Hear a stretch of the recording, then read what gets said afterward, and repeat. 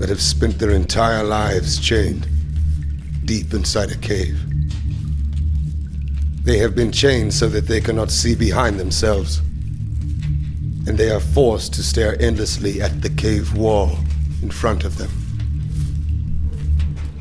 Behind them, a fire is burning, and between the prisoners and the fire is a raised walkway. Now imagine that each day, a menagerie of objects crosses the walkway. Animals, and people carrying their wares to market.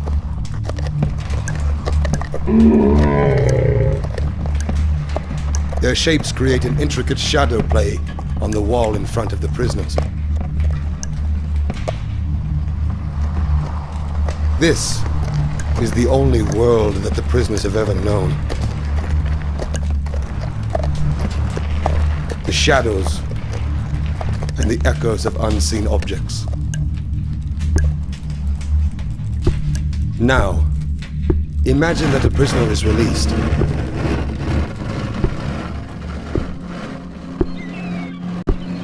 After some time adjusting to the blinding light, the freed prisoner will begin to experience the world outside of the cave for the very first time. And it is like nothing he could have ever imagined.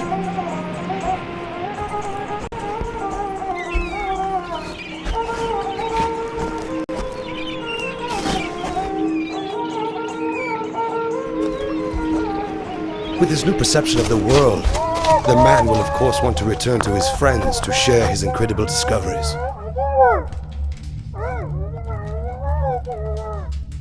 But the prisoners cannot recognize their old friend. He appears as all things do.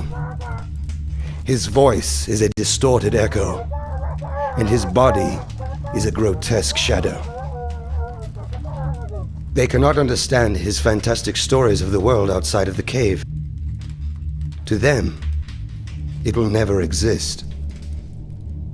This, of course, does not make the world outside of the cave any less real. Hallo allemaal, RHTVLive. Ja, we lieten net Plato's grot zien. En feitelijk zitten wij als maatschappij in die grot. En we proberen eruit te komen. Inmiddels allerlei bewegingen. Je probeert eruit te komen, uit de grot. Ja. Bewustzijn te vormen. That's what we need. We need consciousness over the population. That is what we need. We are all human beings. It doesn't matter what color you are or religion you have. You know, we're human beings. Most people were born out of love. Ja. Serieus mensen. De meeste mensen zijn geboren uit liefde. Dat durf ik wel te beweren. Goed. We gaan even kijken naar de kaart. En natuurlijk ook geopolitieke dingen die allemaal gebeuren buiten Nederland. En als we gaan kijken bijvoorbeeld naar Egypte, daar heb je verkiezingen in Egypte. Ja, hier hebben we dan Egypte. En waarom is dit belangrijk? Dit is een regionale speler in de strijd, wat er dus in Israël gebeurt. En ja, dat is, als je een grote cirkel kan maken, en dan zou Egypte, die zou binnen die cirkel vallen, maar dat is dan een oranje zone, maar Israël is gewoon donkerrood. Ja, donkerrood. Wordt aan alle kanten aangevallen. En ja, het is moeilijk moeilijke strijd. Want er speelt heel veel rondom Israël. En ook rondom de andere landen. Zoals gezegd, Egypte, die heeft dan verkiezingen. En we gaan zo eens even wat beelden opzoeken van de verkiezingen in Egypte. Ja, dus even zo.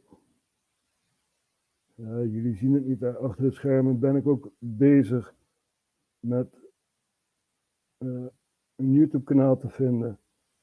Africa News. Ja, erg belangrijk. Africa News. Ja. Dan weet je ook wat er in Afrika allemaal gaande is. Zoals Wit-Rusland, die naar Equatorial Guinea toe gaat. En erg interessant om te zien wat de geopolitieke verhoudingen zijn. We gaan even hier naar kijken. De Egyptenaren die gaan naar de stembus toe. Egyptians began voting on Sunday in a presidential election overshadowed by a war in the neighboring Gaza, and with little doubt that the incoming Abdel Fattah al-Sisi will secure a third term. Before the polls open at 9 a.m. local time, dozens of voters had already crowded in front of a polling station in a central Cairo school amidst heavy security. Voting takes place from Sunday until Tuesday between 9 a.m. and 9 p.m. local time each day, with official results announced on December 18. Some 67 million people are eligible to vote, and all eyes will be on turnout after successive previous elections mastered low participation figures. Sisi is facing three other candidates who are relatively unknown among the public. Farid Zaran, leader of the left-leaning Egyptian Social Democratic Party, Abdel Sanad Yamana from the WAFD, a century-old but relatively marginal party, and Hazem Omar from the Republic People's Party. Ja, dat zijn dan de tegenstanders. En ik neem aan dat Sisi herkozen wordt. En ja, we zullen zien. Ik neem aan dat hij herkozen wordt. Dat lijkt me in ieder geval een slim plan voor Egypte. Hoewel ik het niet echt mee eens ben met Sisi. Ja, als je wil weten hoe dat allemaal tot stand kwam, dan moet je teruggaan naar de Arabische lente 2011. Ook Egypte had een opstand tegen Mubarak. Ja, die dus de moslimbroederschap heeft verbannen in Egypte. En tijdens zo'n machtsvacuüm heb je dus heel veel participerende partijen die dus ook hun gewicht daarin gooien. En ook de moslimbroederschap deed dat. En die kregen uiteindelijk de macht.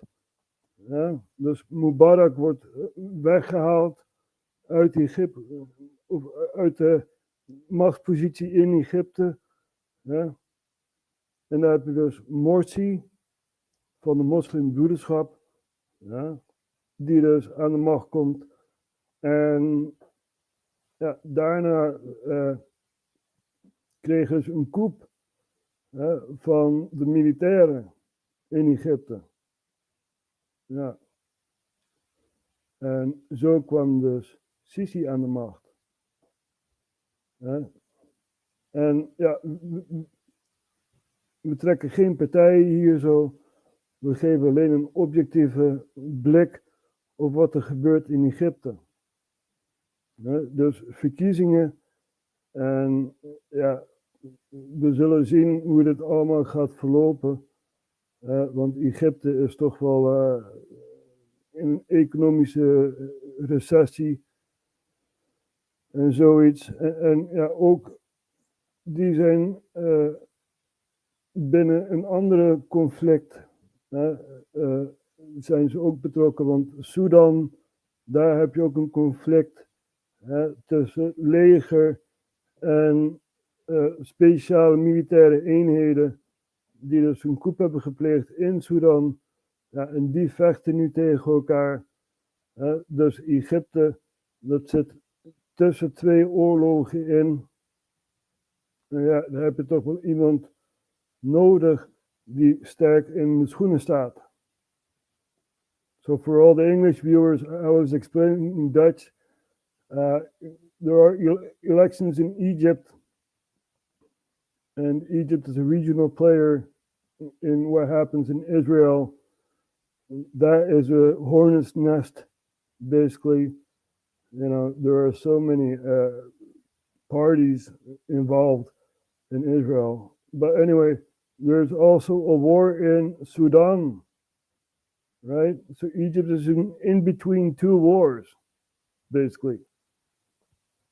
Ja, mensen, dit gebeurt. We zien dus dat de Houthis in Sanaa allerlei Amerikaanse schepen hebben belaagd en zoiets. Want ja, voor Egypte is natuurlijk één belangrijk ding. Dat is het Suezkanaal. Ja, het zit dan hier zo, het Suezkanaal. Het gaat naar de Mediterraan toe. En hier, de golf van Suez. En ja, nou ja, goed, je snapt het wel. Dat is voor Egypte zeer, zeer belangrijk. Er zijn ook oorlogen omgevochten vroeger. Maar goed, de Houthis die vallen dus Amerikaanse schepen lastig. In Djibouti heb je dus een Amerikaanse basis. En die patrouilleren nogal. Nou ja, de Houthis zijn er niet blij mee. En als je dat bekijkt, Jemen, dan had je een regering. En die regering die ging gewoon met de westerse dingen mee. Die hadden zoiets van, ja, er zijn inderdaad terroristen hier. Dus heel veel droneaanvallen en zoiets. En ja, een geestelijke leider, die wordt dan gedood door een droneaanval. En dat was ook de leider die Jemen bij elkaar hield. Dus ja, dan is dat verdeeld. Eerst gaat men tegen elkaar vechten. En daarna komt men achter van, de regering. Ja, dus de regering is vanuit Sanaa naar Saoedi-Arabië toe gegaan. En Saoedi-Arabië probeert dan weer de regering te installeren in Sanaa. En ja, daar zitten de Houthis. En dat is ook weer een tak van Iran, zo wordt beweerd. Net als Hezbollah een tak van Iran is, die dus in Libanon is. Dus, zoals gezegd, er is op de was een stille oorlog tussen Saoedi-Arabië en Iran. En dat is nou enigszins opgelost. Maar ja, dan nog, er blijven nog zoveel dingen achter. Zoals Hezbollah en noem het maar op. Ook de Houthis. Dus dit gebeurt allemaal. En ja, dit zijn gewoon de feiten die we op tafel leggen. En we proberen een objectieve kijk op de wereld te geven. Dus, ja, en heel weinig mensen doen dit. Heel weinig mensen die gaan gewoon live en praten hierover. En ja, ook Ethiopië en Eritrea. Misschien komt daar ook nog eens een oorlog. Dat hebben we laatst afgedraaid bij RHTVLive, in de laatste uitzending hiervoor. En ja, we zullen zien hoe dat gaat aflopen. We zien dus troepen van Ethiopië naar de grens van Eritrea toe gaan. En ja, we zullen zien inderdaad hoe dat afloopt. Eerst was het één groot Ethiopië, dus dan moet je Eritrea erbij bedenken. En Eritrea heeft zich afgescheiden van Ethiopië in de jaren 70 vorige eeuw. Kreeg ze dus een president die uit de militaire tak kwam. En ja, dat wordt een beetje gezien als de Noord-Korea van Afrika, Eritrea. Dus, en Djibouti is ook een heel klein landje. En daar heb je de meeste internationale basissen in dat land. Ja, vanwege de straat van Suez. Ja, van het Suezkanaal. Je hebt daar een Amerikaanse basis. Je hebt een Italiaanse basis, een Duitse basis, Engelse basis. De Chinezen zitten in Djibouti. Rusland ook.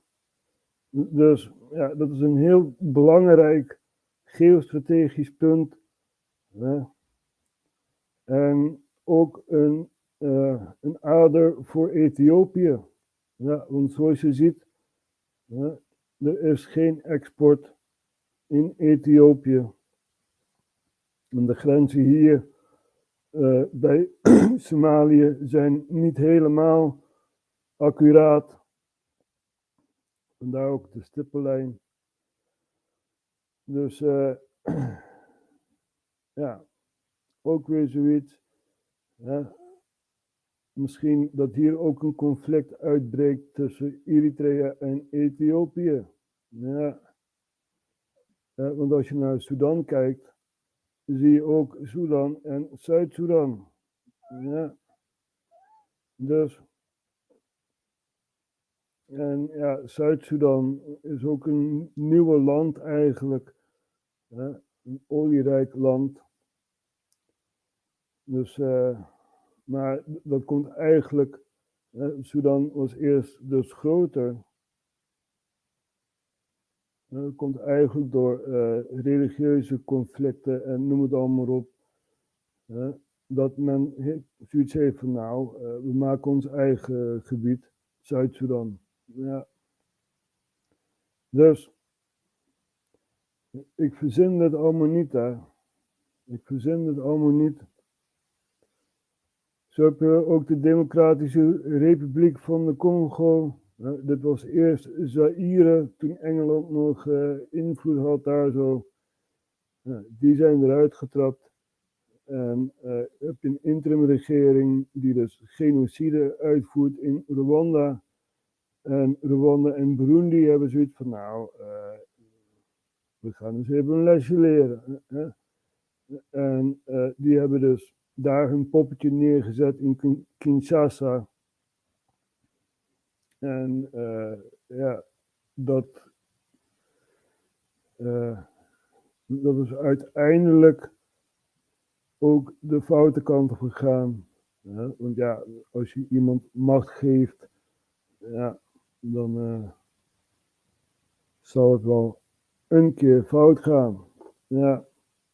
Maar goed, Rwanda die heeft nog altijd proxies in de Democratische Republiek van de Congo en voert oorlog uit daar zo. Ja, in verschillende gebieden. Dus onrustig. Ja. En ja, we hebben gezien, Equatorial Guinea, die heeft dus de president van Wit-Rusland, Lukashenko, als gast. En ja, we gaan even kijken naar wat beelden. The Belarus President Alexander Lukashenko met Equatorial Guinea's President Teodoro Obiang Nguema Mbasogo in the capital Malabo as part of African tour to bolster ties on the continent. This was signed on launching the first phase of a regional center to promote Belarusian product in Central and West African markets. Projects in industry, education, health and agriculture are due to be completed by 2026 and have been studied for months by joint commission presided by the country's foreign ministers. Western countries have sanctioned Belarus and isolated Lukashenko for his firm backing in Russian President Vladimir Putin's invasion of Ukraine and a crackdown on domestic dissent. On an official visit to Minsk in September, the first by Equatorial Guinea leader, Mbasogo denounced Lukashenko being termed as a Western dictator, taking up a common theme in Kremlin his rhetorics. The 81-year-old Teodoro Nguema has ruled the all-rich Central African country with an iron fist for 44 years, a record for current head of state exempting monarchs. So the Belarusian president went to Equatorial Guinea, and very interesting to see the things shift there, you know, because if we look at Africa, it's being destabilized basically everywhere in Afrika. Overal in Afrika wordt het gedestabiliseerd. Dat heeft ook een reden, ook vaak uitgelegd. Dat komt door de val van Gaddafi.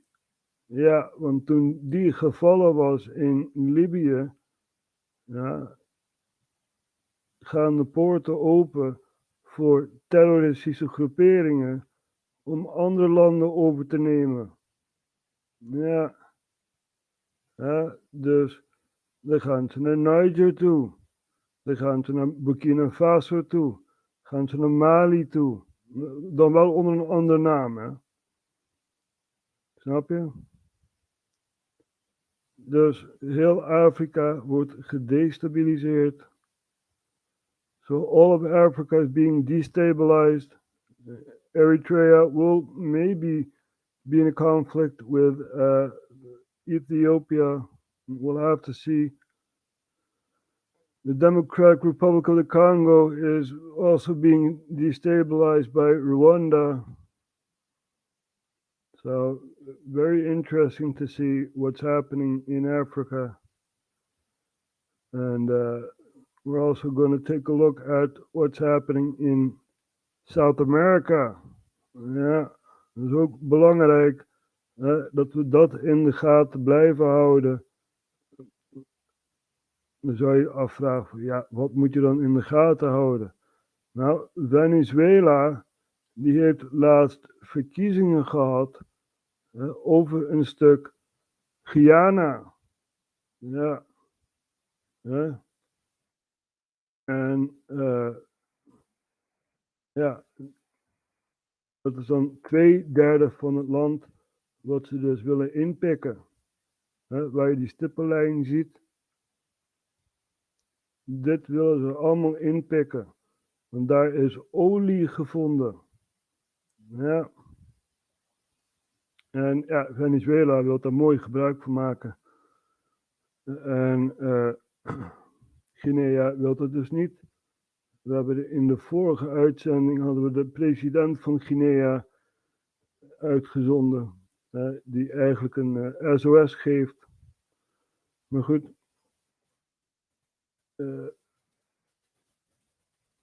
We laten dat zo even zien.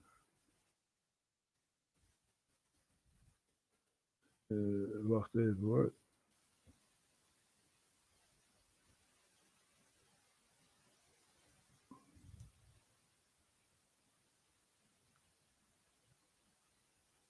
Hier kun je het zien. Venezuela, Guyana, de Esquibo-crisis. Posturing a new special military operation.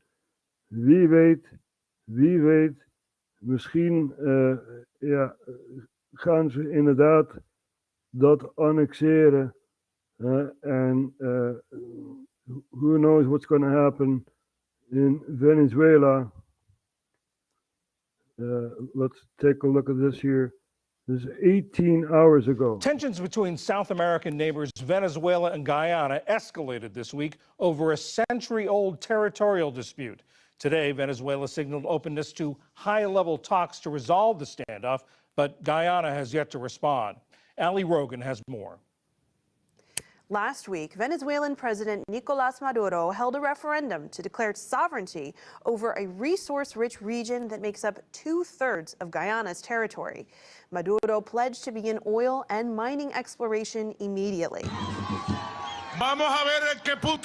Let's see where on the map we will celebrate tonight. Long live the complete map of Venezuela. Long live the homeland. Long live all of Venezuela. It's been a disputed territory for a while, but I believe in 1890 or so, the dispute was settled, and Venezuela said, okay, but now they want the area back in their hands because there's oil there. Ja, gaat allemaal om olie, mensen. En we zien dus de Biden-administratie die dus deals doet met Venezuela. En ja, wie weet, misschien is dat ook een reden waarom dus eigenlijk wellicht een potentieel conflict kan ontstaan.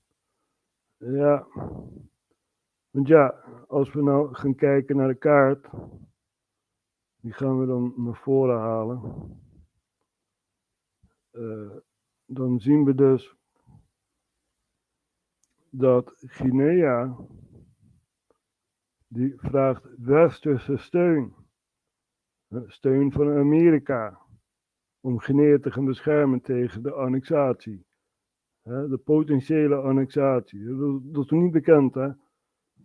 Of het geannexeerd wordt, maar er wordt wel actie tegen gedaan. Dus we zullen zien hoe dat allemaal zich af gaat spelen. So, Venezuela wants territory of Guinea, 2/3 of the country, and Guinea is asking US help, US backing, and Venezuela has contacts with Russia and China, right? So this is what's happening on the world stage. En ja, ik verzin het allemaal niet. Hè. Dat kunnen jullie allemaal opzoeken. Wat er allemaal afspeelt. We proberen ons best te doen om het allemaal duidelijk uit te leggen. Wat er allemaal afspeelt. Dus ja, weinig mensen die het nogmaals doen. Misschien is de inzicht er niet. Of de tijd er niet voor. Of weet ik veel. Maar ja, dit gebeurt. Ik kan er weinig aan doen. So, we just saw Venezuela and Guyana. Maybe we can show the president of Guyana. Ja, dat is ook belangrijk. De president die dus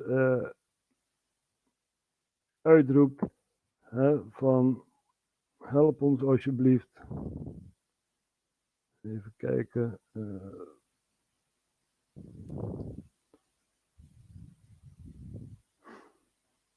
Moet ik even het filmpje opzoeken. We hebben het gevonden, mensen.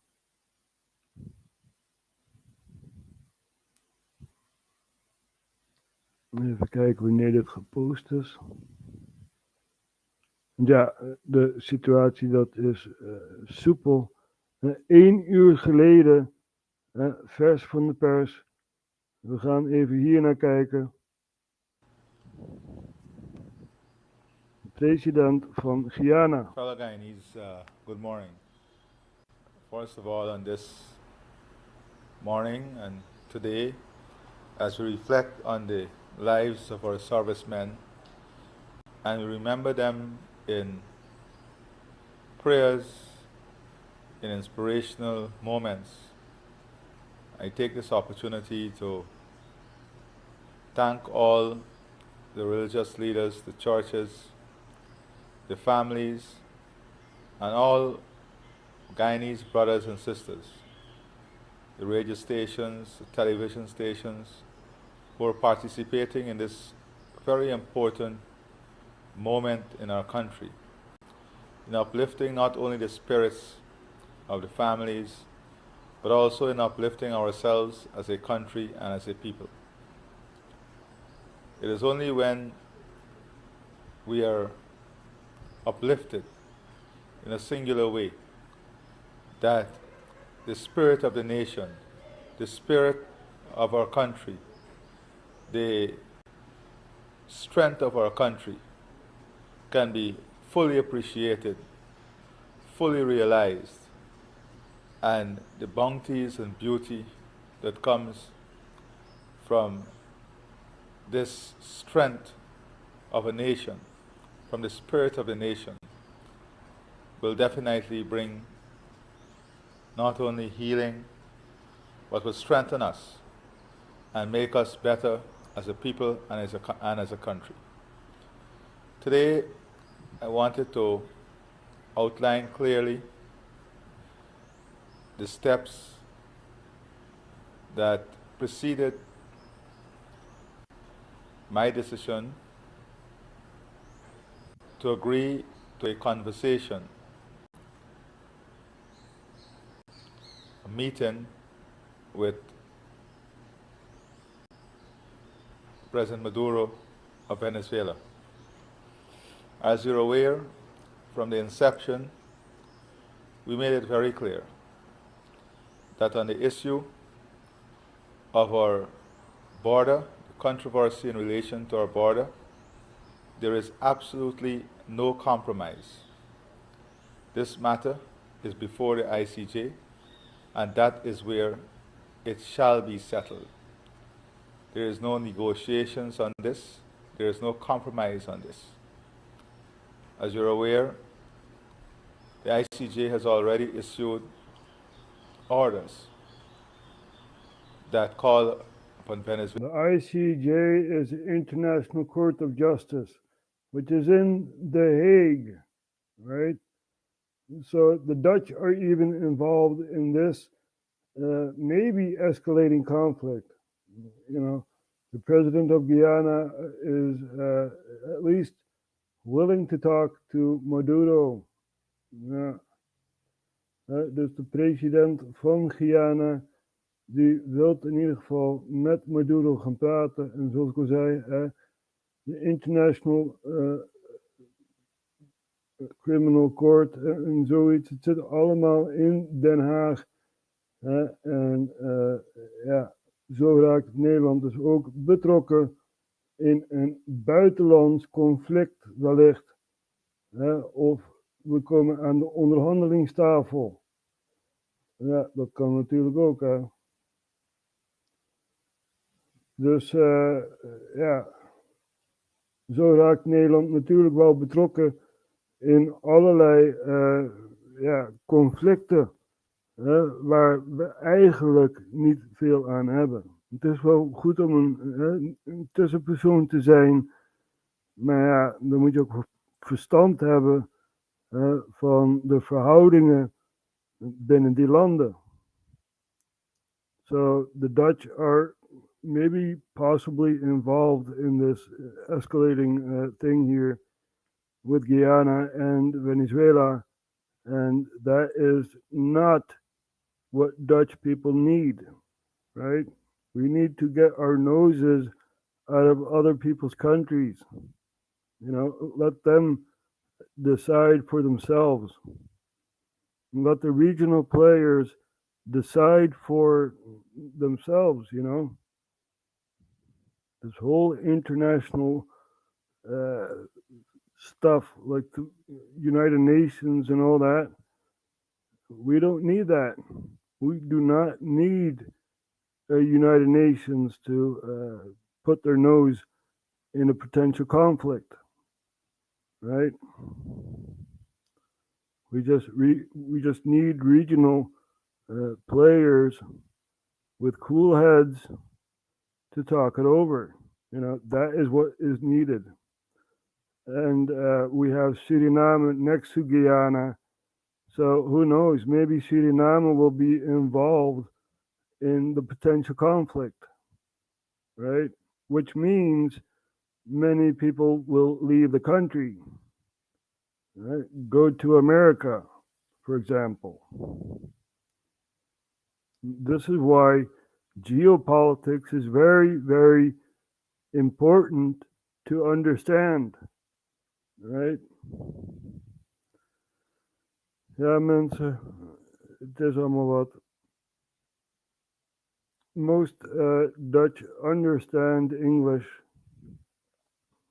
so I don't need to translate much stuff.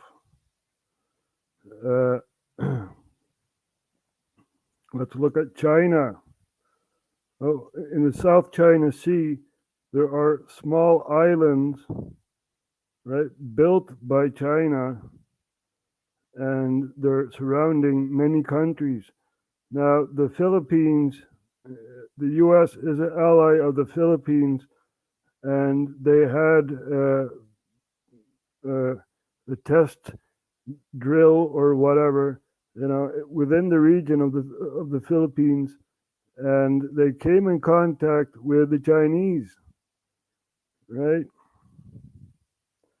So this is an escalating conflict, potential conflict, a pressure point.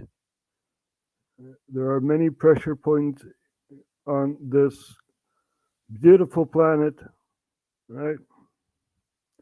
As I've said before, we have this region here, Egypt, Sudan, Israel, Lebanon, Syria, and that is one big hornet's nest.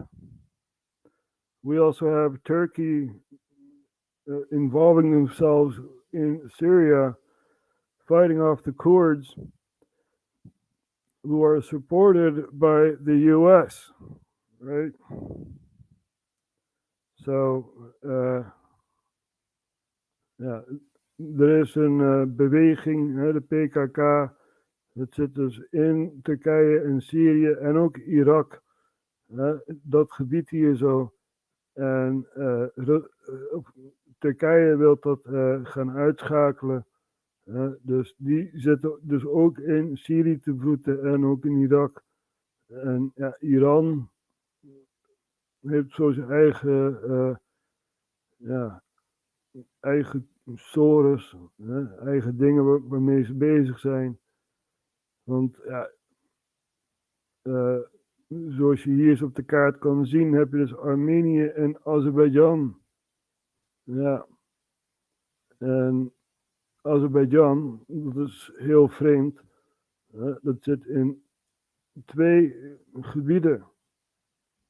Ja, dus hier heb je dan Armenië en hier heb je nog een gebied van Azerbeidzjan. Het grenst dus tegen Iran aan en Armenië. Landlocked gebied. Ja, en dat is erg belangrijk voor Azerbeidzjan. Want ja, dat is dan weer een vriend van Turkije. En die willen dus een gasleiding door Turkije. Maar dan moet je eerst door Armenië. Ja. En Armenië is dan weer goedgezind met Rusland en ook Iran. Ja. Dus ja, wie weet, dit is ook een pressure point. Ja. Er was ook in Azerbeidzjan, heb je dus een gebied, Nagorno-Karabakh, die zich eigenlijk profileerde als een staat van Armenië. Ja, dat is ook opgeruimd. Daar hebben we ook beelden van. Erg belangrijk dat we dit in de gaten houden. Borno. Zo. We gaan even overschakelen naar Nagorno-Karabakh.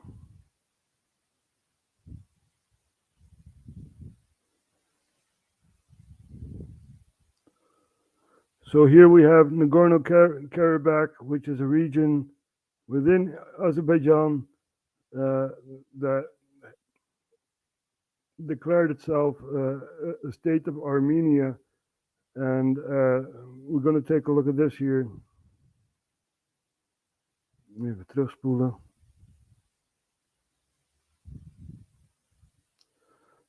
Vox. Oké. Ja. We zullen zien wat Vox hierover te zeggen heeft. A road here, which would give... Nee, terugspoelen. On September 27th, explosions shook Nagorno-Karabakh. It's a mountainous region between Armenia and Azerbaijan, and the center of a relentless dispute between these countries. Nagorno-Karabakh is internationally recognized as part of Azerbaijan, but was occupied by Armenia in a war almost 30 years ago. Both countries' armies have been dug in along this line ever since. Fighting occasionally broke out but usually died down. This time was different. Fierce fighting erupted in September 2020 and quickly became a full-scale war. Both sides were accused of bombing civilian areas in the region. Thousands of people died, including 100 civilians. Then, in a sudden and dramatic turn in this decades-old conflict, Armenia surrendered. A ceasefire was signed on November 9th and Azerbaijan declared victory. So, what sparked this war? And what does the ceasefire mean for this fiercely contested place?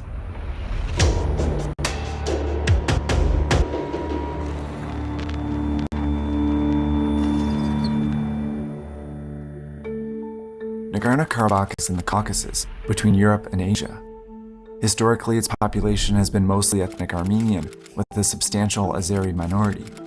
It's dotted with medieval Armenian churches. There's always had this strong Armenian population. And to complicate things, there's in the 18th century a kind of very big, important Azerbaijani town, the citadel of Shusha, was founded right in the middle of this territory. So this was a region that was incredibly important both to Armenians and to Azerbaijanis. But for most of the 19th century, it was ruled by the Russian Empire. After the empire fell in 1918, ethnic Armenians and Azeris formed new countries, Armenia and Azerbaijan, and they immediately fought over this region. But just 3 years later, Russian Soviets captured the entire Caucasus. The Soviets eventually made Armenia and Azerbaijan republics within the Soviet Union and drew new borders. And they made Nagorno-Karabakh a semi-autonomous region in the Azerbaijani Republic, despite its majority Armenian population. Ethnic Armenians there frequently asked to join the Armenian Republic, but were denied. This was the Soviet Union, there was no democracy, there was no dialogue, that kind of problem festered for all those years. Still, there weren't signs of war until the Soviet Union began to loosen its grip.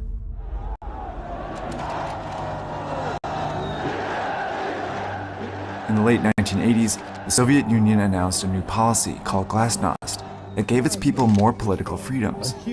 But it had unintended consequences. A peaceful Soviet Union seems increasingly at risk. Glasnost has given people freedom not only to create, but to hate. Ancient feuds erupting, such as the one between Azerbaijan and Armenia. In 1988, ethnic Armenians in Nagorno-Karabakh passed a referendum to leave the Azerbaijan Republic, reviving the conflict. In Armenia, people rallied for unification, while in Azerbaijan, people responded with counter-protests. Violence soon erupted in Nagorno-Karabakh. As the Soviet Union fell apart, Armenia and Azerbaijan declared independence, escalating the conflict into a war.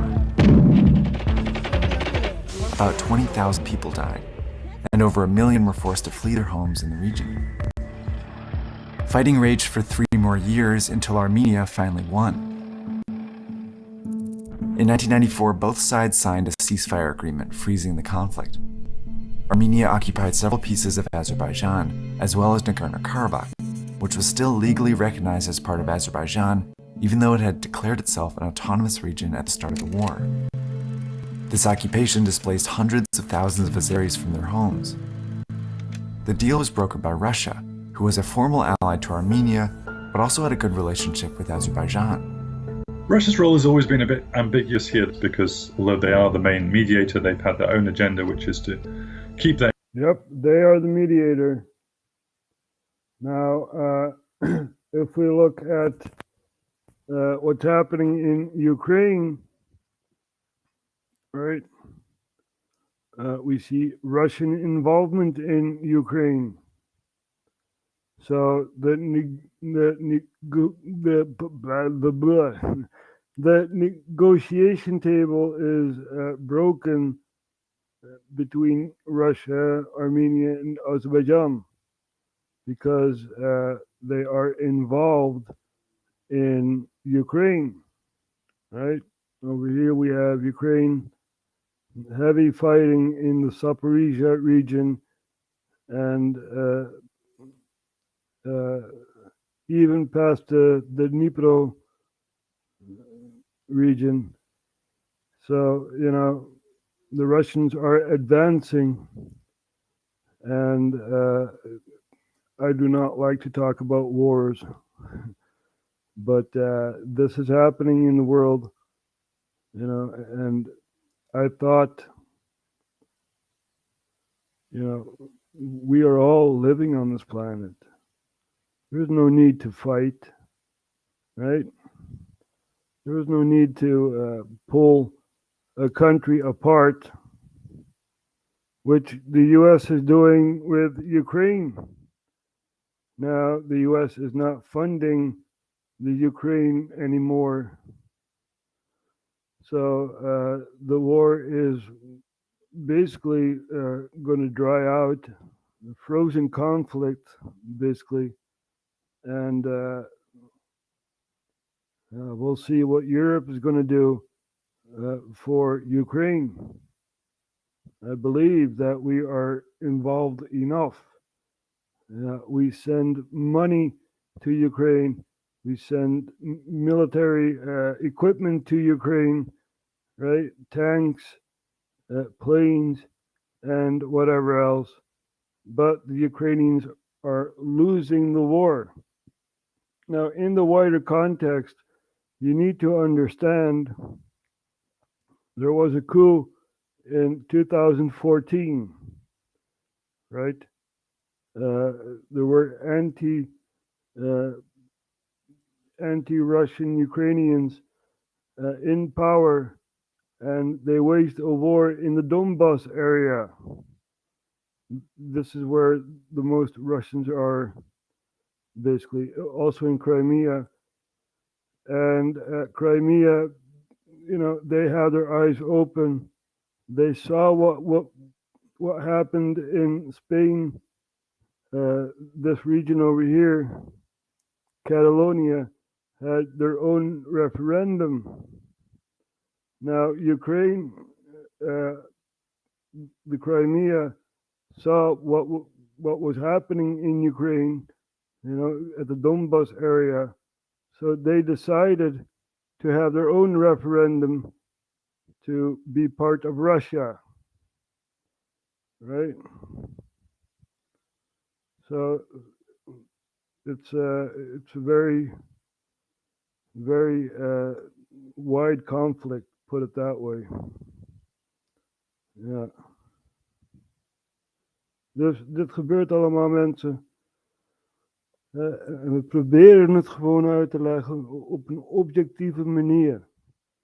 Ja. We hebben al heel vaak de beelden laten zien van Victoria Nuland, die dus praat met Jeffrey Pyatt. Dat is de Amerikaanse ambassadeur in Oekraïne. En die praten dan over de machtspositie. Wie er allemaal aan de macht komt en zoiets allemaal. So we're going to show you guys Victoria Nuland talking to Jeffrey Pyatt, right? Which is the American ambassador of Ukraine, talking about the position of power within Ukraine.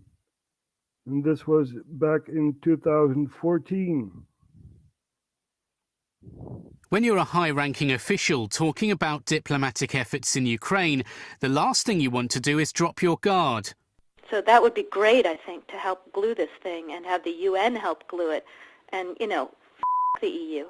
But that is exactly what reportedly happened between US Assistant Secretary of State Victoria. Oh, fuck the EU, right? Yeah, fuck the EU. You know, this is what's happening.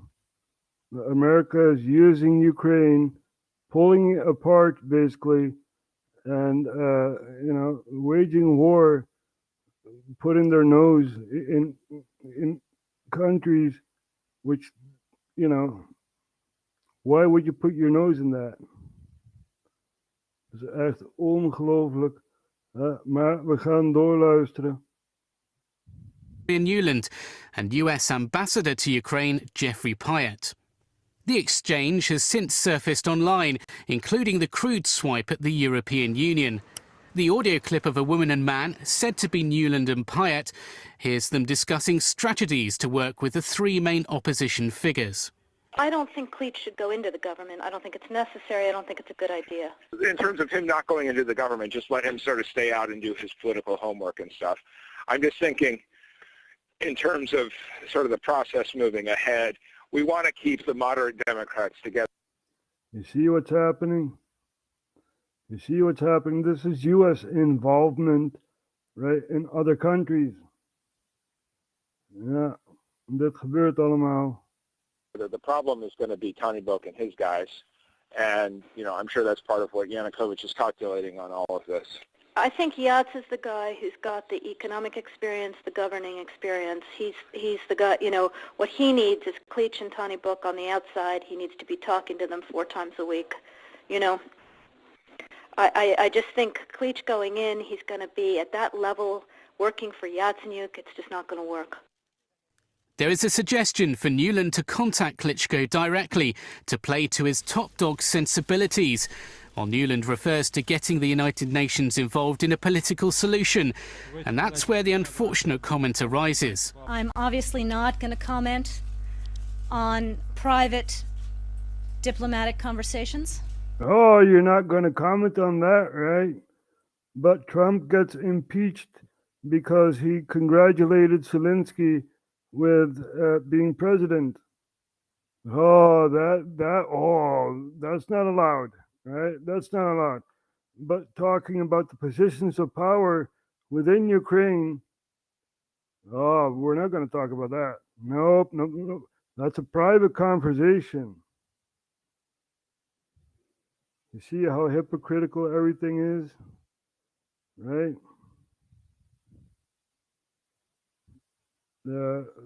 We could also show Joe Biden, you know, bragging about what he's done to Ukraine.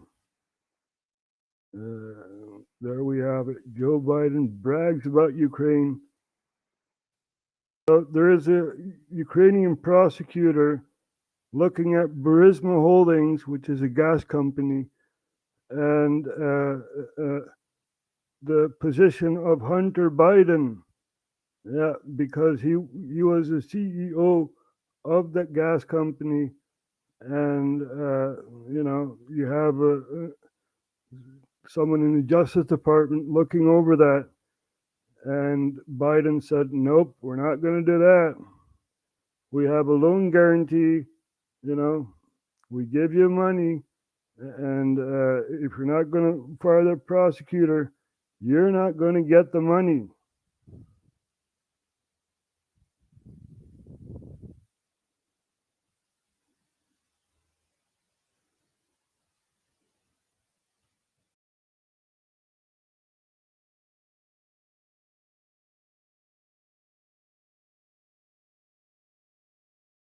I remember going over convincing our team, or others too, convincing us that we should be providing for loan guarantees. And I went over for, I guess, the 12th, 13th time to Kyiv, and I was supposed to announce that there was another $1 billion loan guarantee. And I had gotten a commitment from Poroshenko and from Yatsenyuk that they would take action against the state prosecutor, and they didn't. So they said they were walking out to press conference. I said, no, I said, I'm not going to, or we're not going to give you the $1 billion. They said, you have no authority. You're not the president. The president said. I said, call him. I said, I'm telling you, you're not getting the $1 billion. I said, you're not getting the $1 billion. I'm going to be leaving here. And I think it was, what, 6 hours? I looked, I said, I'm leaving in 6 hours. If the prosecutor's not fired, you're not getting the money. Well, son of a bitch. Got fired. And they put in place someone who was solid. Someone who did not check on Hunter Biden's dealings within Ukraine, right? That is someone solid. Yeah. It's really, really sad to see what's happening. Now, on the chessboard, so to speak, let's put things into context, right? So, Ukraine, Belarus, Lithuania, Latvia, Estonia, Poland, even Germany was all part of the Soviet Union. Now, older viewers may remember that. Also, Georgia, Armenia, and Azerbaijan, all part of the Soviet Union. Now, the Soviet Union dissolved, right? There was a mouth-to-mouth agreement on NATO not expanding towards the east, right? It's a mouth-on-mouth agreement. So it's not in black and white, you know. So all these countries gain their freedoms, you know, have their own governments and stuff like that. So it all broke apart, you know. Even Yugoslavia broke apart, which led to a civil war and a very complex political situation within countries like Serbia. If you look at that, you have Kosovo, which is basically a region of Serbia, but international countries said, nope, we need Kosovo there. And, you know, there you have it. So it's an autonomous region within Serbia, basically. So very complex political situation, not even talking about Bosnia-Herzegovina, but which has 3 presidents. So very complex situation there. And there's so much to talk about. You also have Moldova, right, which has a region within the country named Transnistria. And Transnistria is very, very Soviet Union. You know, they loved the Soviet Union. So they're also very pro-Russian. So you have a pro-Russian faction within Moldova, and the political alignment in Chisinau, the capital, they want to join the EU, you know. So it's a very complex situation there. And also a pressure point. Who knows, maybe that will escalate someday. Now you may say, you're just making this up, man. You know? Nope, we're not making this up. We're going to show you guys some images of Transnistria, the region within Moldova.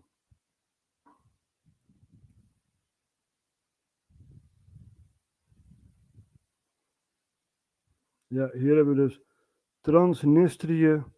Ja, dat is een regio binnen Moldavië die zij dus niet erkennen. En ja, we gaan even naar wat beelden kijken hier, naar deze mooie dame. Do you ever have that feeling that you just have to visit a certain place? No matter how difficult the journey may be, something just pulls you there. Well, the place we're heading today is exactly that for us. And to get there, we have to cross 3 separate militarized checkpoints and get stamped into a country that, as far as the rest of the world's concerned, doesn't exist. Transnistria is an unrecognized breakaway state sandwiched between the countries of Moldova and Ukraine.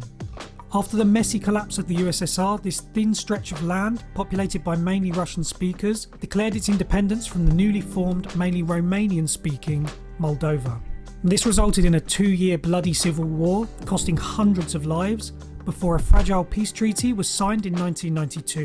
The peace has been maintained here ever since, and despite zero international recognition, Transnistria, for all intents and purposes, operates as a completely separate state. This small country, officially inside another country, is often dubbed the last bastion of the Soviet Union. And life here, its people, an array of Soviet symbols have fascinated Julia and I for as long as we can remember. So, on that note, let's hop off this marshutka and explore the country of Transnistria. Спасибо большое. Свидание.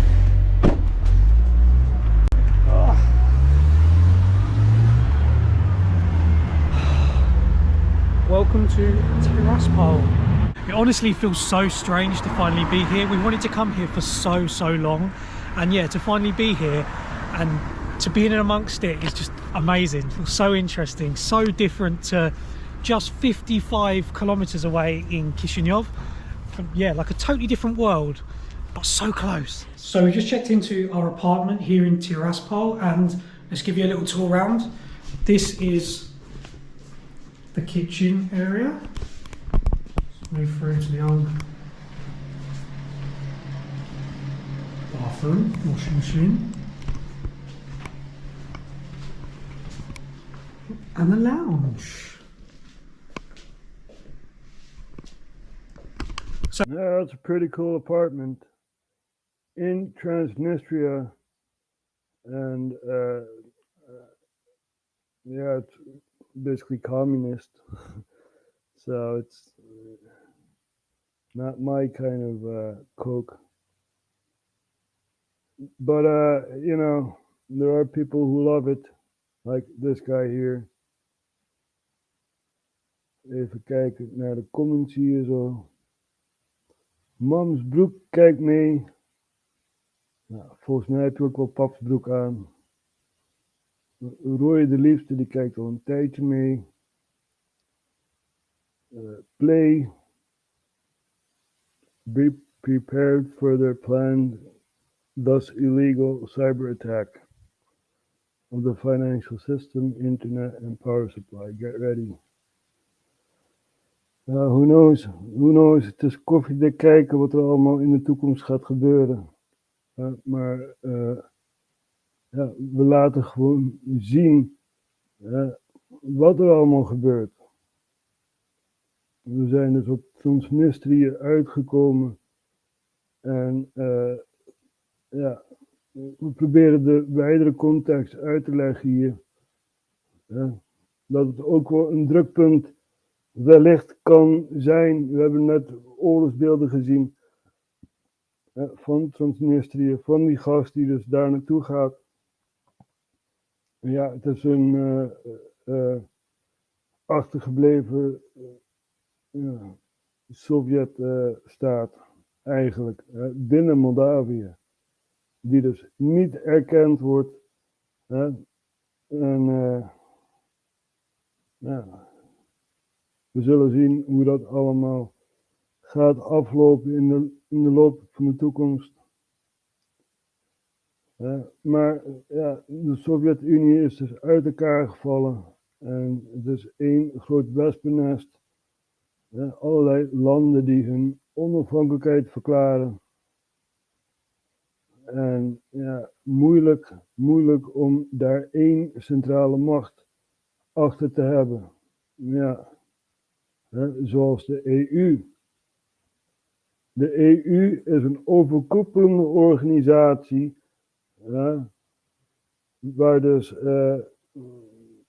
politieke partijen in betrokken zijn, die dus besluitvormingen maken over heel Europa.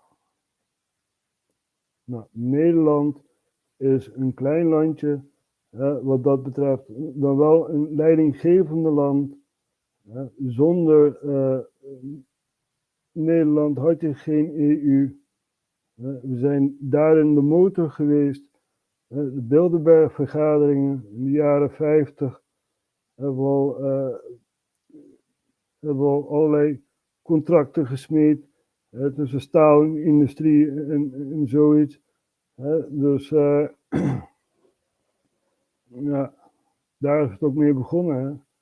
De Europese Economische Gemeenschap, die kennen we nog wel, hè? De EEG. In de tijd van de gulden. Ja, een mooie tijdperk was dat. Toen was alles nog goedkoop. Ja, en we moesten meedoen aan de Europese Unie. Ja. We moesten onze mooie gulden weggeven aan de euro. En nu zijn we als kikkerlandje een departement binnen Brussel. Serieus. Gewoon een bezemkast, bij wijze van in Brussel.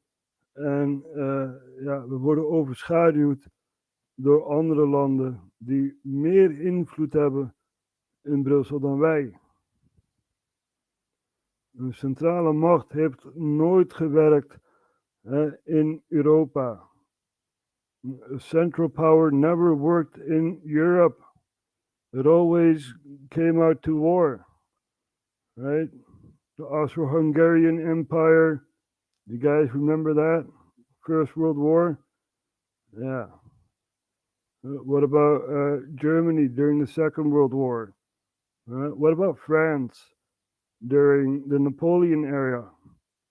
You know, a central power does not work in Europe. And next year there are European elections. So who knows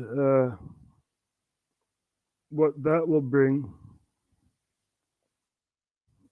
We laten even zien dat er verkiezingen aankomen volgend jaar in Europa. Wacht even hoor, even de beelden zoeken. Nou, kijk, gevonden.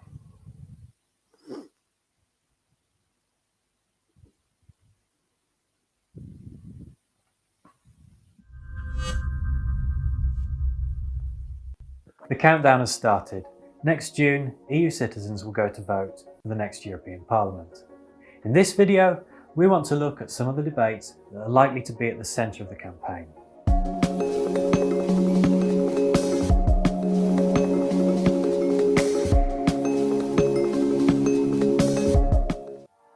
First, let's think about how many things have radically changed since the last EU-wide polls in 2019. The last 5 years, as we know, have been defined by extraordinary events. The coronavirus pandemic, the war in Ukraine and its consequences, including a seismic change to Europe's energy supply, and of course the climate crisis, which will affect daily life for generations to come. Now these events and their repercussions are already reshaping the EU's future. You are brainwashed. There is no climate crisis. Right? There is no climate crisis. The world is functioning as it should for millions of years. You know, you are making a crisis out of nothing. Ja, en CO2 is een gevaarlijke gas hoor. Oh, CO2 is a dangerous gas. No, it's not dangerous, okay? It's an earthly gas. We are living on a living planet, right? The planet is living. It has a soul, and many people don't realize this because we're all stuck in the cave. You're not allowed to go out of the cave. Nope.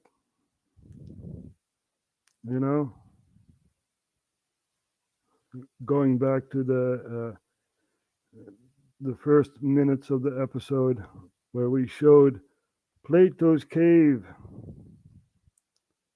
So I don't think that this central power functions because it's a totalitarian system. Het is totalitair.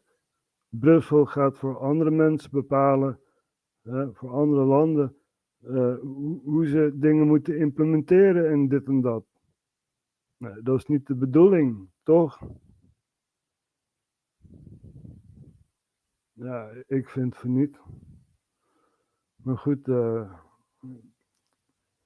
we spelen door.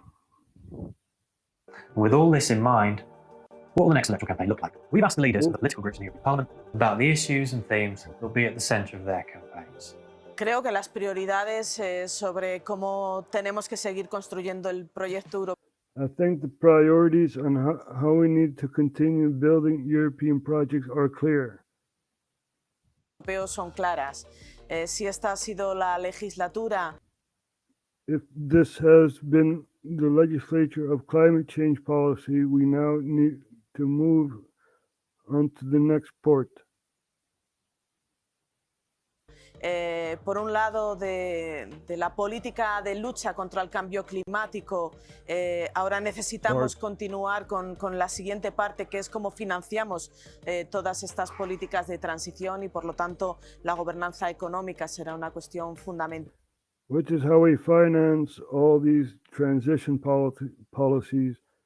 Therefore, economic governance will be a key issue. Déjà, il y a un contexte et un bilan. Le premier contexte, c'est que l'Europe a beaucoup avancé avec les crises.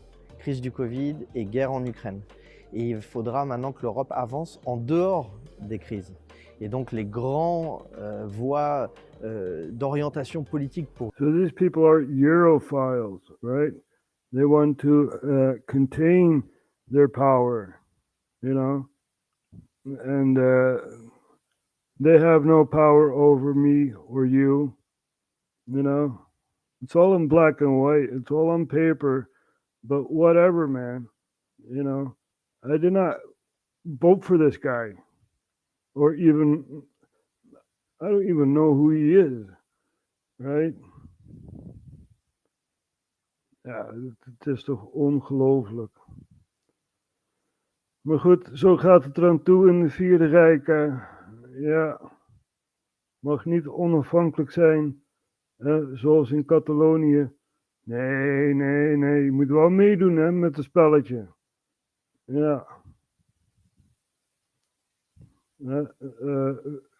Als we dan even terug gaan blikken naar 2016 was het geloof ik, had je dus de referendum, of nee, dat was eerder, had je dus een referendum over Catalonië. Ja, 2014 was het geloof ik. Dus ja, dat kunnen we ook laten zien. Anders heeft men zoiets van, oh die Rogier die verzint dat allemaal. Nee, dit is echt gebeurd. Dus ja, ik snap er niet dat je dan weggezet wordt als extreem rechts of iets in die optiek. Nee, we proberen gewoon objectief nieuws te geven hier. Ik ben geen nieuwslezer of zoiets. Ik ben gewoon een bezorgde burger die wel ziet wat er aan de hand is in de wereld. Dus we laten even de Catalaanse referendum zien, waar mensen in elkaar geslagen werden om maar niet te gaan stemmen. Even terugspoelen.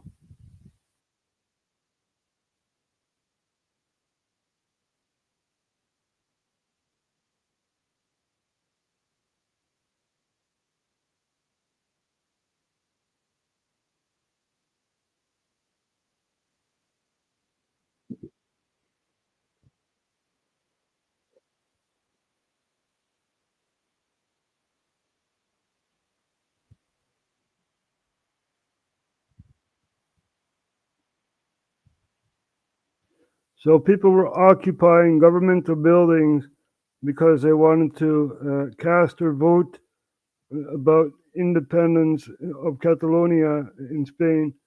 And you see all the violence that the state gives, right? Normally the state is like, you have to go vote, you have to go vote. Now here you have a region who wants their own independence, has a referendum about it, and it's deemed illegal. Nope, you're not allowed to do that within the EU. So if we look at Crimea, for example, they also had a referendum, and they wanted to join Russia.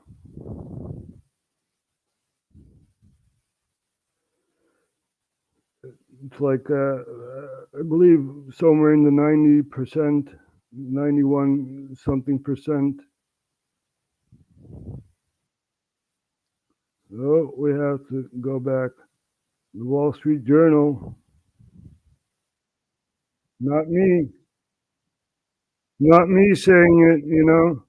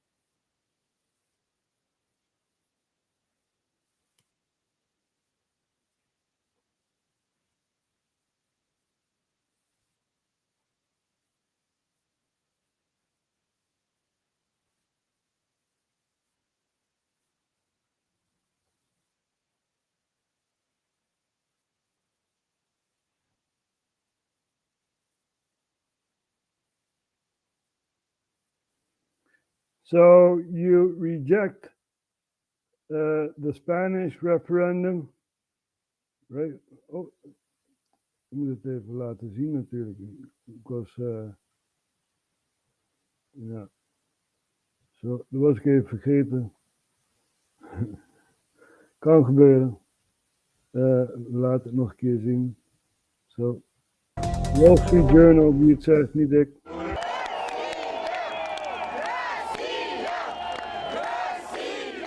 Crimeans voted overwhelmingly on Sunday to break away from Ukraine and join Russia in a referendum the West condemned as illegal.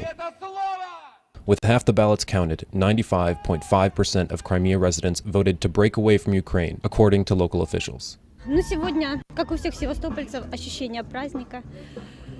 Праздника воссоединения с нашей истинной родиной России. В принципе, мы никогда от нее и не отходили, и себя также и чувствовали. Crimea's government said voter turnout was strong throughout the peninsula, which is dominated by ethnic Russians who see the referendum as an opportunity to return Crimea home and to receive more economic support for an area dependent largely on tourism.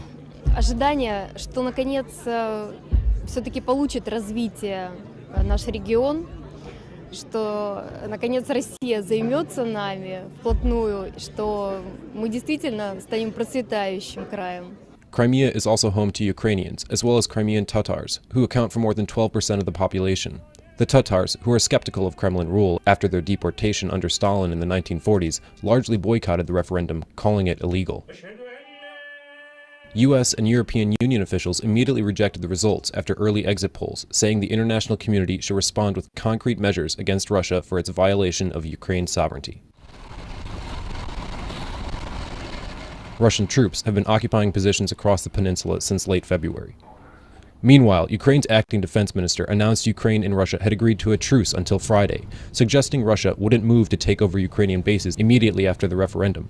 He suggested a standoff would continue. Daar kunnen we het zien. No one will leave Crimea, that's for sure.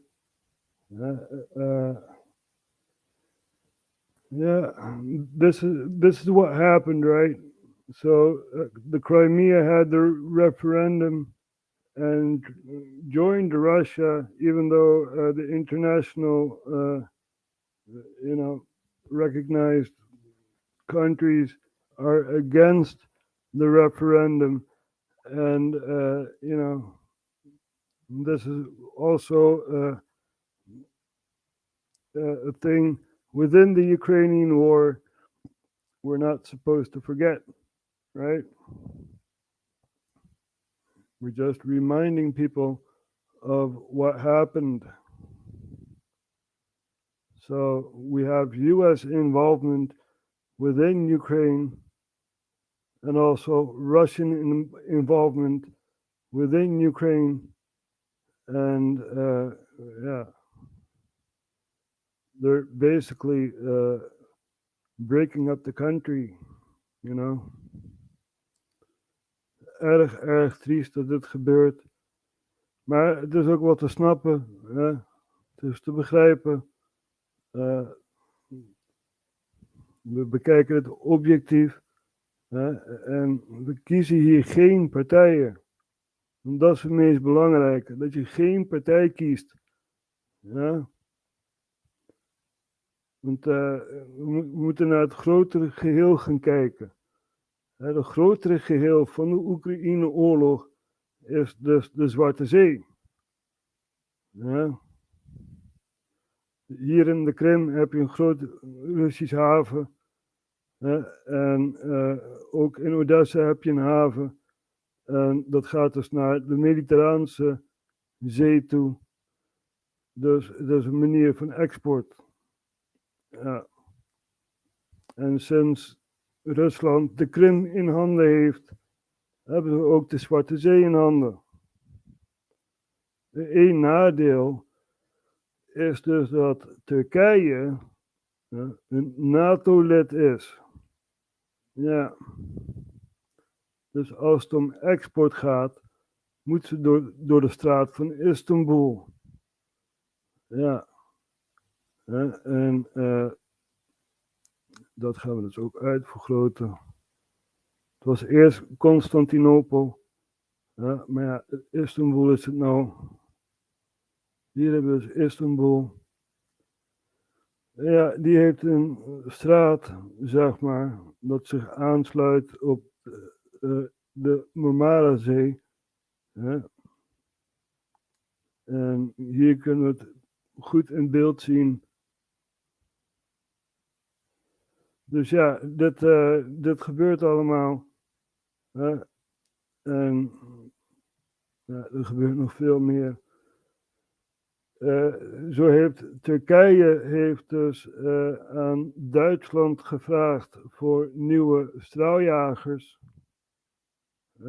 Er is een bepaalde straaljager waar allerlei landen aan mee hebben gedaan. En die zijn gestationeerd in Duitsland. En ja, Turkije wil toch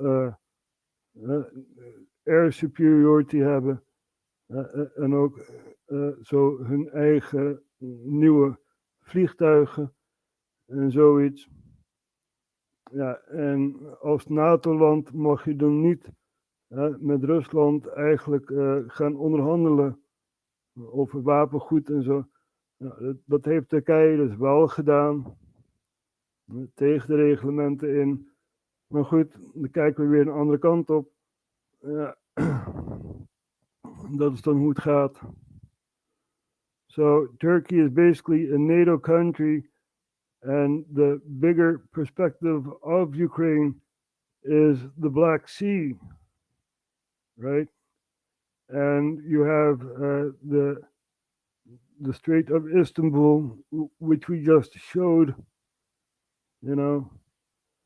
So Russia has dominance over the Black Sea, but they have to go through the Strait of Istanbul, which is basically very hard. You know, it's also a hard position for Turkey because, as I've said before, they're basically fighting the Kurds who want their own autonomous state, and they're in northern Syria and Iraq and also Iran, right? Dus dit gebeurt allemaal. Ja, en dit is het meest belangrijke van de hele uitzending. Toch wel Israël. Daar begonnen we ook zo'n beetje we begonnen met Egypte. Omdat het te maken heeft met Israël.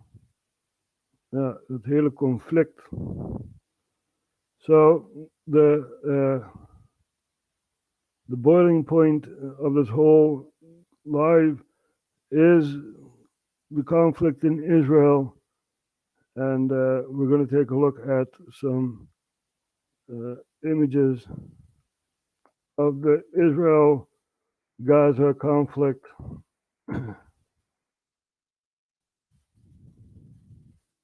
Wait. So.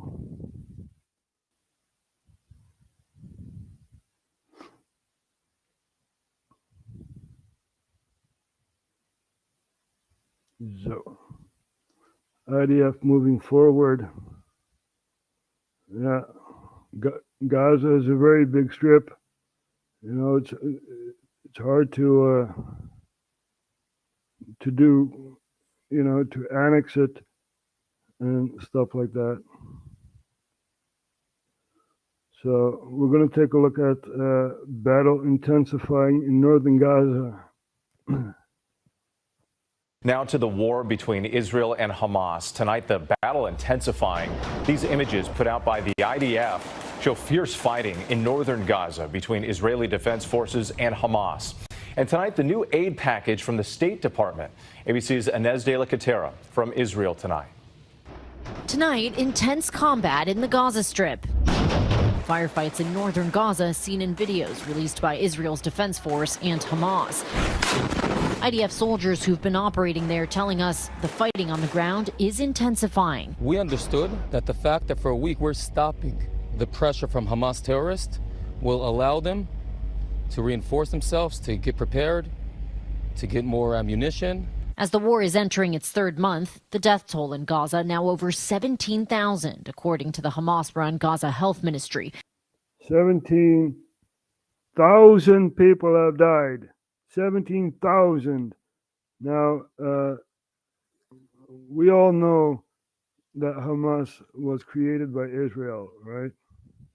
It's not a conspiracy theory. You know, Ron Paul had said it during congressional speaking. We're going to show that. Ron Paul. Let's see if we can find it. Ah, there it is. Who really started Hamas? Let's go back into history, right? Thank you, Madam Speaker. I'd like to yield 2 minutes to the gentleman from Texas, Dr. Paul. The gentleman is recognized for 2 minutes. Gentlelady for yielding, and I ask unanimous consent to revise and extend my remarks. Without objection. Madam Speaker, I rise in opposition to this resolution, not because I am taking sides and and picking who the bad guys are and who the good guys are. But I'm looking at this more from the angle of being a United States citizen, an American. And I think resolutions like this really do us great harm. In many ways, what's happening in the Middle East, and in particular with Gaza right now, we have some moral responsibility for both sides in a way, because we provide help and funding for both Arab nations and Israel. And so we definitely have a moral responsibility, and especially now today, the weapons being used to kill so many Palestinians are American weapons, and American funds essentially are being used for this. But there's a political liability which I think is something that we fail to look at, because too often there's so much blowback from our intervention in areas that we shouldn't be involved in. You know, Hamas, if you look at the history, you'll find out that Hamas was encouraged and really started by Israel, because they wanted Hamas to counteract Yasser Arafat. And you say, well, yeah, that was better then and it served its purpose, but we didn't want Hamas to do this.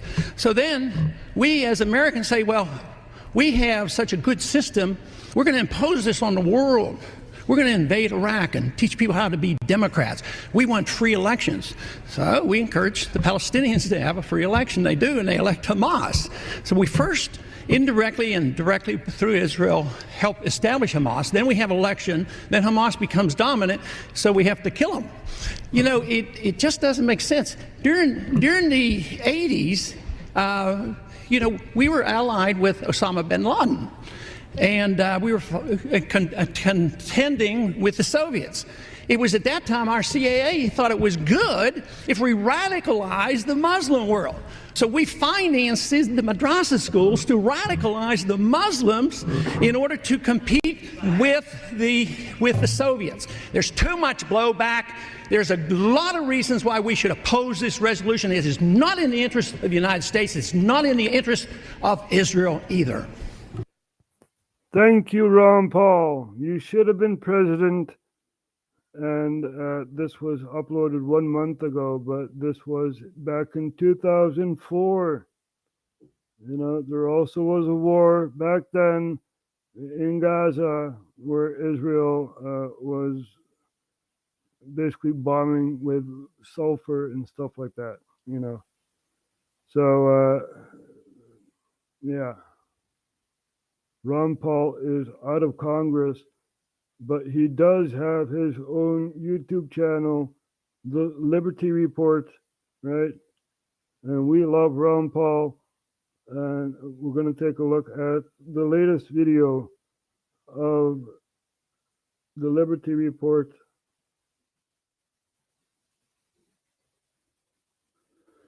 So we're going to have insight on what's happening in the U.S.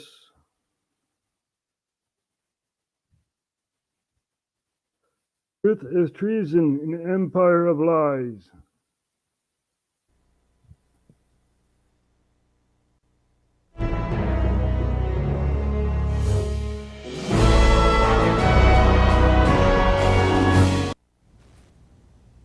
Hello, everybody, and thank you for tuning in to the Liberty Report. With us today, we have Chris Rossini, our co-host. Chris, good to see you today. Great to be with you again, Dr. Paul. Good. We'll probably talk a little bit about economics. We'll probably talk about everything, because we're going to be talking about do governments and does our government ever lie to us? And, you know, sometimes you get punished if you lie in Washington. You can get kicked out of Congress. So lying is a very serious matter. But we're going to be talking about lying in a broader sense. You know, government reports and some philosophies that are based on lies. You know, our monetary system, you know, is based on a lie that fiat money is equivalent to what the Constitution tells us. And we have seen tremendous gyrations here lately, gold way up and way down, and it's not like this is totally strange change, in a fiat system. Matter of fact, it's part of that. But on the long term, things get ironed out because, as I've said many times, when I first started looking at this was before we were allowed to own gold way back, in the 60s and the early 70s. And back then, gold when it was re-legalized was, at $35 an ounce until that broke down and the Bretton Woods broke down. So this is something been around a long time, and they quit following the law. That is the main reason, because the law and the Constitution said that only gold and silver could be legal tender. But this is a system that was doomed to fail. We knew about it. It encourages way too much debt. It encourages people to invest in a negative way on making errors, and that's the malinvestment. They have to be corrected, and they have to be ironed out, and that's what we're struggling through right now. But nobody really talks about it. They understand it. They want to hide from it because all the blame falls on the people who do. Well, Dr. Paul, we are following geopolitical stuff and trying to explain what's happening in the world, trying to give an objective view. And even though we are cast aside as extreme right or a conspiracy theorist or whatever else, no, this is truth. This is truth. This is what we need, I'd rather spend 2 hours streaming talking about the world situation than, doing nothing. Ja. Dus, dit gebeurt allemaal, mensen. The empire of lies. We are in an empire of lies.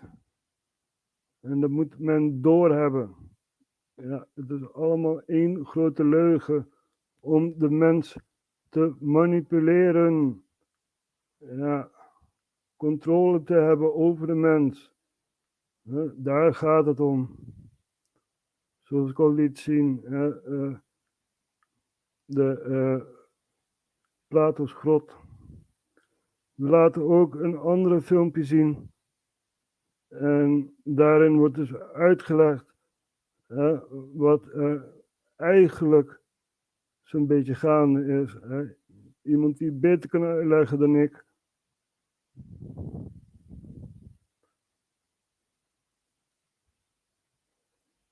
So this guy is going to explain what's basically happening in the Matrix, right? The Matrix is society in the whole, and maybe far-fetched for some people, but this is basically the truth. Oh. Certificate. When a ship pulls up to its bay on water, it's called the birth canal. When they pull up, they get a certificate of manifest certifying all the products on the ship that bring into the country. When you are born in water through the birth canal, you get a birth certificate, which is your certificate of manifest. This is because you are a product and this represents your cooperation. This is why when you die, you're called a corpse.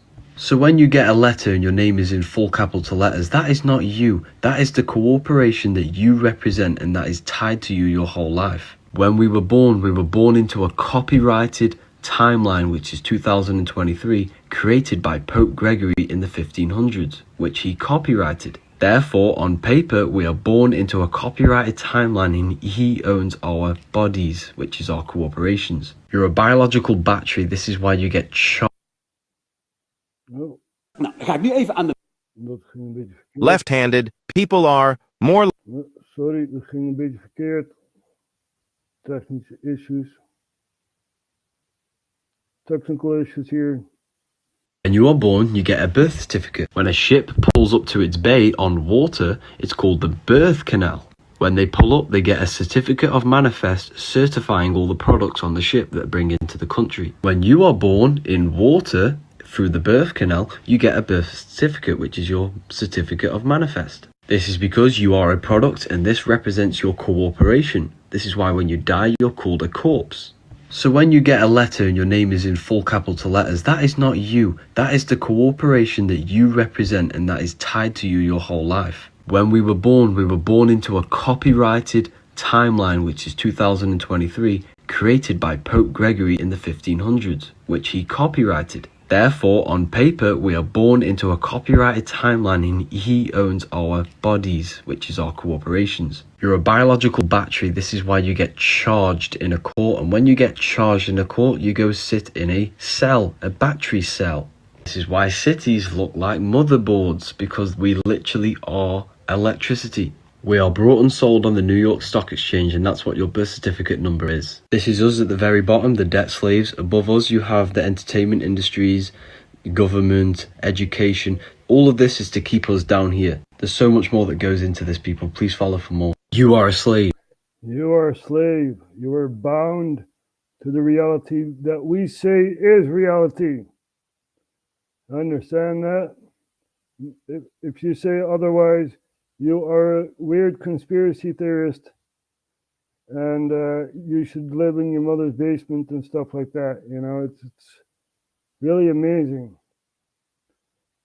Someone who seeks the truth. But truth is treason in an empire of lies. Political atheist. Yeah, that's what I am. A political atheist. Ja, we moeten het objectief bekijken. We moeten niet kijken... niet één kant kiezen van het conflict. Nee, we moeten kijken naar het conflict. Naar het grote geheel van het conflict. Ja, en dat moeten we niet uit ogen houden. Ja. Nogmaals, ik ben geen nieuwslezer. Ik ben gewoon iemand die wakker is. Ja, dat is ook weer zo'n term, hè? Wakker zijn. In hoeverre ben je wakker? Nou, dat laat ik zien. Ik praat erover. Ik laat Transnistrië zien. Ik laat zien dat er een referendum is in Venezuela. En ook Guyana daarbij betrokken is. En zulke dingen. Ik laat het zien. Ja, en ik wou eigenlijk dat andere mensen ook het lef hadden om dat te doen. Zo hebben we dus ook iemand die genoeg lef heeft om liedjes te plaatsen op YouTube. Ja. En dat is natuurlijk Natasha Maeve. And we love you, Natasha. Know that you are loved. You are a special human being, like everyone else is. Not a brainwashed person. You can think for yourself. Yeah, the second collection has come out, and we're going to take a listen to a few songs.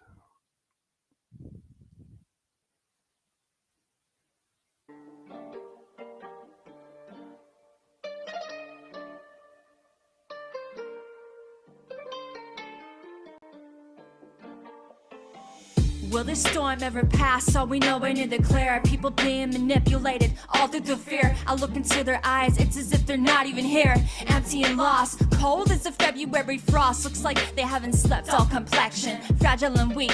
Welcome to my second collection. I had to write it down, the words that I speak, how I feel and what I see. Share it with the world on a beat. I'm tired of the lies. I'm living in a country where if you're poor or depressed, they want you to sign up to die. Assisted suicide, nurses and doctors come kill you in the comfort of your home. From your couch to a gravestone. This is like a bad dream, chilling to the bone. So I get in the booth, put on my headphones and get in the zone. If I don't let out my emotion, it becomes an explosion. And I'm yelling, what the fuck is happening? I don't know, time keeps passing and it's getting dark, jet black. I miss a pass, I wanna get back. Trudeau, you better step back. You destroyed this country, and whoever's next will too. This is the point of the song where many of you will turn it off. If you don't wanna believe that every politician sold their fucking soul, then turn this song off. And stay home because you have a cough, okay, I'm angry. But who wouldn't be? If you don't feel pissed off in 2023, then you're lying to yourself. You don't wanna be free? I kept this album simple. After this rhymes, heavy boom bap beats. Let it flow like the river or the blood in the street. I'm not trying to impress anyone, it's not about me. That's why you don't see what I look like. I'm not an entertainer. I don't have to look nice, I don't have to look bad. All these women getting surgery get so fucking sad. Can't you just be yourself? Why are you acting so shallow? Social media propaganda, sending your minds to the gallows. Just be yourself, not the image that they sell. The natural you is a true masterpiece. There's a psychological war. What happens after peace? When we defeated it, people say fuck the police, I get it. They never helped me when I needed it. However, nowadays be more concerned about robots with guns and ammunition. The future is a big terror show and there is no admission. You're not the audience, you're in it and there was no audition. It's up to you to escape this backwards world and rewire the cognition. Or you'll be walking down the street, talking to yourself and yelling at the top of your fucking lungs until they listen. What the fuck is happening? I don't know, time keeps passing and it's getting dark, jet black. I miss a pass, I wanna get back. Trudeau, you better step back. You destroyed this country and whoever's next will too. This is the point of the song where many of you will turn it off. If you don't wanna believe that every politician sold their fucking soul, then turn this song off. What the fuck is happening? I don't know, time keeps passing and it's getting dark, jet black. I miss a pass, I wanna get back. Trudeau, you better step back. You destroyed this country and whoever's next will too. This is the point of the song where many of you will turn it off. If you don't wanna believe that every politician sold their fucking soul, then turn this song off. But if you believe it, then turn it up, because they fill in their cup, the killing isn't up. So turn it up, turn it up, turn it up. If you know it, then turn it up, turn it up. Every politician sold their fucking soul, so turn this song up, turn it up, turn it up, turn it up, turn it up, turn it up, or turn it off. Fuck you, Trudeau, we're gonna turn this up. They fill in their cup, the killing isn't up. They fill in their cup, the killing isn't up. Every politician sold their fucking soul, so turn their song up, turn it up. They fill in their cup, the killing isn't up. They fill in their cup, the killing isn't up. Exactly, the killing is enough.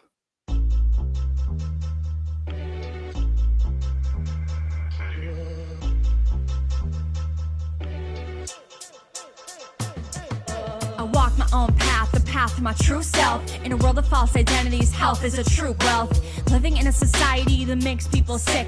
Living in a society that makes people tick, tick, tick. Neglecting what's important for money, power, and greed. Trading love for our own selfish need. Society's a black hole that can suck you in and trap you. Grab a hold, now it's got you. I'm so done with this government, yeah. All their fucking lies, I'll uncover it. I keep my balance so I don't go crazy. But I think the ones who are most insane are the ones who live their lives like, oh, it don't faze me. Maybe I just care too much. Maybe I slipped through the cracks of the system. Yeah, I slipped through the cracks of the system. Missed them, voiceless, no one would listen. Now they're 72 inches deep or trapped in a prison. Highway of tears to a poster missing. Ride or die, then we had that collision. Words cut to the deepest incision. Had me a dream, call it a vision. Size them up, corrupt politicians. Wake up the masses, stick to the mission. We don't need violence, destroy division. It's calm down the time or make a decision. The life that I'm living is for me. Not the guys at the top, they're not my masters. I used to be stuck in the matrix, but then I had to stop. Look around, turn the fake fucking walls down. Use my voice to create a sound that could influence the heart of the underground. I remember getting high every day just to feel lifted. Then I had a vision so clear and so vivid. Away from that shit I have drifted. True self doesn't want to be addicted. Materialistic, society ruined by sadistic monsters. Those fucking imposters. I can't wait to watch it all burn. I can't wait to watch it set fire. Fuck your empire. I can't wait to watch it all burn. I think it's your turn. Watch it set fire. Fuck your empire. Fuck your empire. Rise and fall. This world was made for kings and queens. Kings and queens, but I am not a peasant. The past cannot kill the present. Time is of the essence. This world was made for kings and queens. Kings and queens, but you are not a peasant. The past cannot kill your present. Time is of the essence. I walk my own path, the path to my true self. In a world of false identities, health is a true wealth. Living in a society that makes people sick. Living in a society that makes people tick.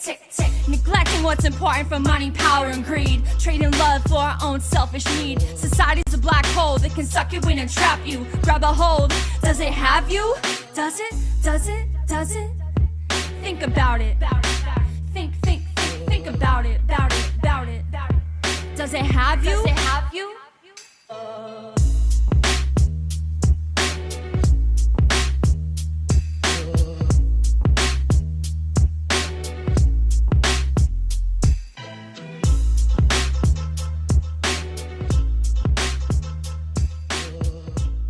We love you, Natasha. Keep on shining your light. You know, we need world peace. That's what we need. Not more conflicts. We need to look at each other and say, I love you. You know, and